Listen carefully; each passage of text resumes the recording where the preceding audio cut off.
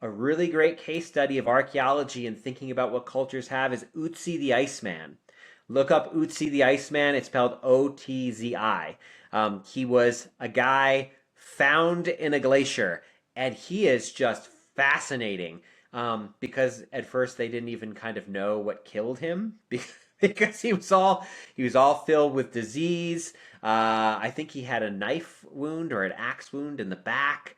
But he might have also died of starvation. They could actually open his stomach up and see what he had been eating culturally, and then of course there's all those objects and everything. It's a really fascinating case study. There's also quite a few bog bodies out there that have a lot of cultural material, mummies that have a lot of cultural material, lots of really great stuff, and grave goods.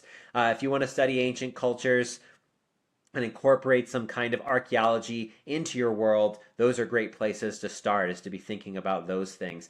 And no matter what you're doing with your fictional world, there's probably a history. And if there's not a history, that's a whole world built in of itself, right? And what I mean by that is if, let's say, you have a bunch of humans, like in the series The Expanse, they land on the planet, is it Illis? I think it's Illis. And there's never been any humans, but also they find all kinds of ancient alien ruins that they're trying to figure out what the hell they are.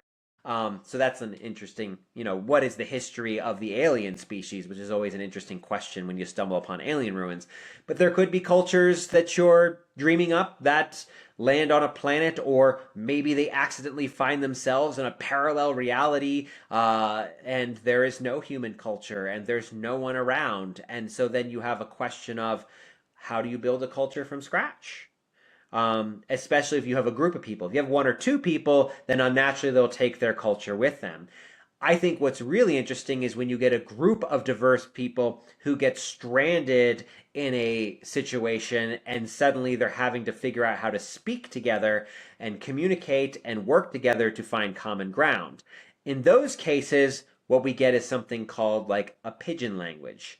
And a pidgin language is a language where you have a group of people who, for at least a temporary period initially, are suddenly forced in a situation where they can't communicate. They all speak different languages.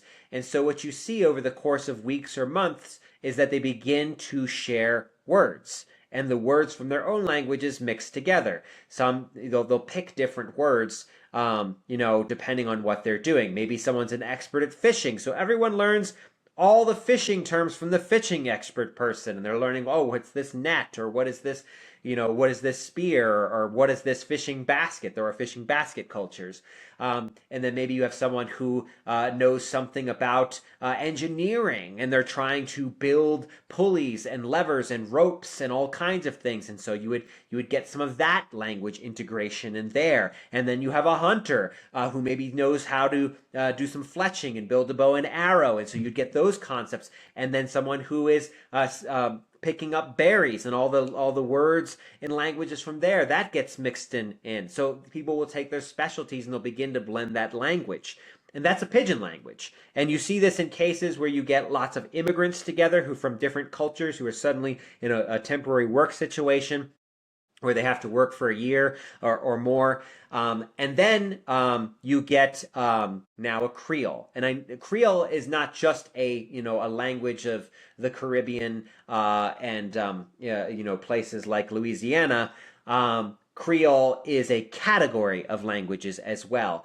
You may have also heard of Pidgin before in Hawaii. And Pidgin language is kind of like, it's kind of becoming more of a Creole language because it's now being passed on to next generations. But a Pidgin language is a temporarily created language, and a Creole language is a language that was temporarily created, but then becomes a more permanent passed on. Actually, English is an example of what was probably a Pidgin language at first, but then became a Creole language over and over again, actually.